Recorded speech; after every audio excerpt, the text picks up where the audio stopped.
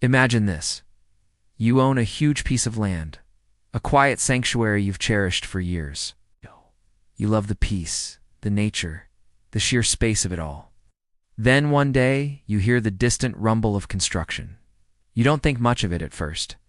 The world is always building, right? The sound gets closer and closer until it's practically in your backyard.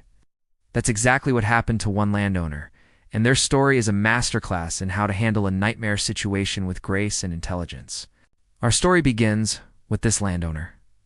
Let's call him Alex, who owned a significant plot of land bordering a new, upscale housing development. For months, Alex watched the development grow, a bit sad to see the landscape change, but accepting of progress. He had clear markers for his property line, so he wasn't worried. But then, the construction crews started crossing those lines. At first, it was small things: a truck parked on his grass, some debris left behind. Alex, being a reasonable person, would politely ask the workers to be more careful. They'd apologize, clean up, and for a day or two things would be fine. But the small incursions started to escalate. One afternoon, Alex discovered survey stakes hammered into the ground deep inside his property. This wasn't just a stray truck anymore. This was a deliberate claim. He approached the construction foreman, who brushed him off, saying the stakes were based on their official plans. Alex knew his own property survey was accurate. He realized polite requests were no longer going to cut it. This was the moment he shifted from a friendly neighbor to a determined protector of his rights. Instead of getting angry and confrontational, Alex got smart. He knew that in a dispute like this, documentation is king. He started a meticulous log. Every single day, he'd walk his property line with a camera. He took photos and videos of the crew's vehicles on his land, the equipment they left behind, the trash, and most importantly, the construction work itself that was now clearly happening on his side of the line.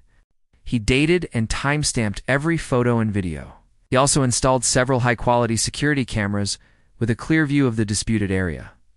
These weren't hidden. They were placed openly, a silent statement that he was watching. His daily routine was calm and methodical. He'd make a cup of coffee, walk the perimeter, document everything, and then save the files to multiple backups. He never yelled at the workers. He never sabotaged their equipment. He simply gathered evidence, quietly and consistently. He was building a fortress, not of walls, but of indisputable facts. The development's Homeowners Association, or HOA, eventually got involved. They sent Alex a letter, a rather aggressive one, stating that, according to their plans, a portion of his land was designated for a community park and playground.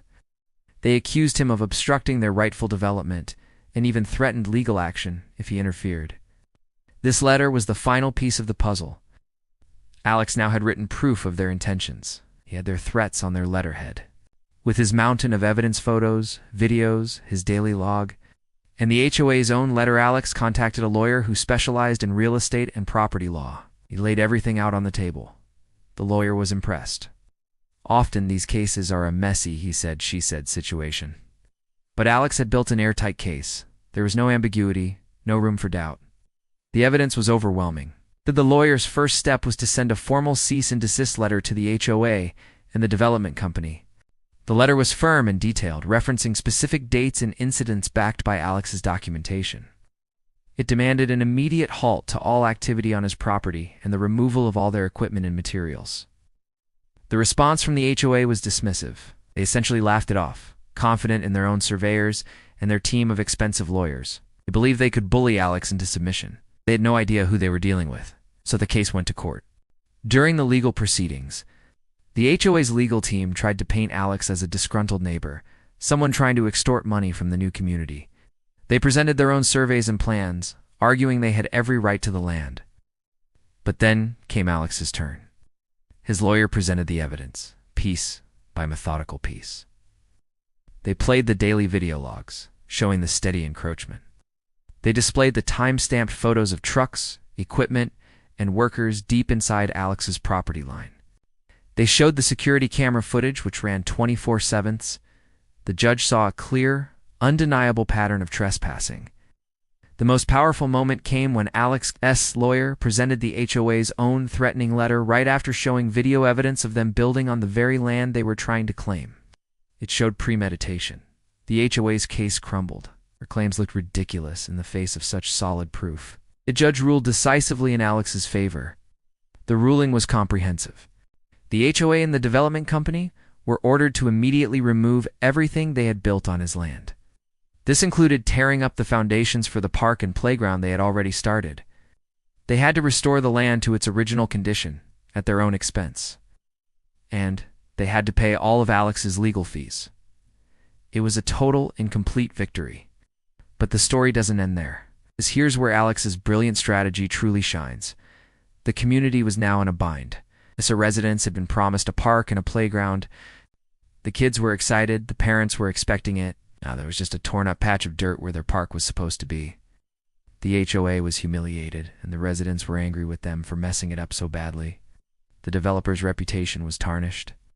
A few weeks after the court case, with the HOA facing immense pressure from the homeowners, Alex received a phone call.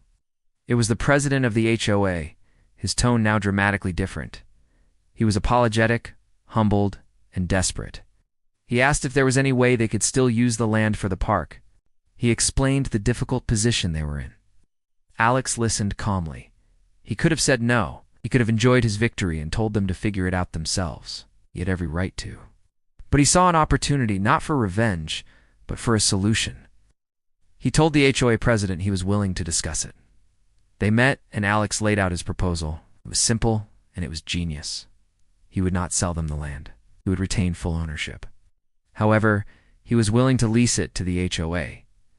He drew up a long-term lease agreement with very specific terms. The HOA would pay him a substantial monthly fee for the use of the land.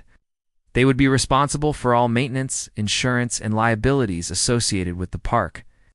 The lease also had strict clauses about noise levels, operating hours, and respect for his adjacent property. Any violation of the terms would result in the immediate termination of the lease. The HOA, having no other viable options and facing a potential revolt from the residents, eagerly agreed. They were just relieved to have a way out of the mess they had created. And so, the construction crews returned. But this time, they were respectful, working under the new agreement. The park and playground were built in Alex's land. The neighborhood kids got their place to play, and the residents were happy. The HOA learned a very expensive and public lesson about property rights and due diligence. And Alex, his quiet sanctuary was now adjacent to a community park, but a park that was governed by his rules. The noise was managed, the space was respected, and most importantly, that piece of land that was once a source of immense stress was now generating a significant, steady stream of passive income for him every single month. He turned an invasion of his property into a profitable business venture.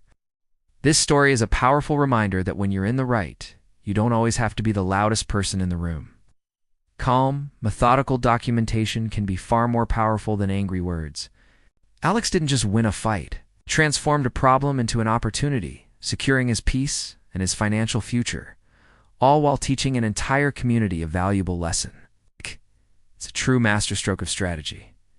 Thanks so much for watching. If you found this story as fascinating as I did, hit that like button and subscribe for more content. We'll see you in the next one.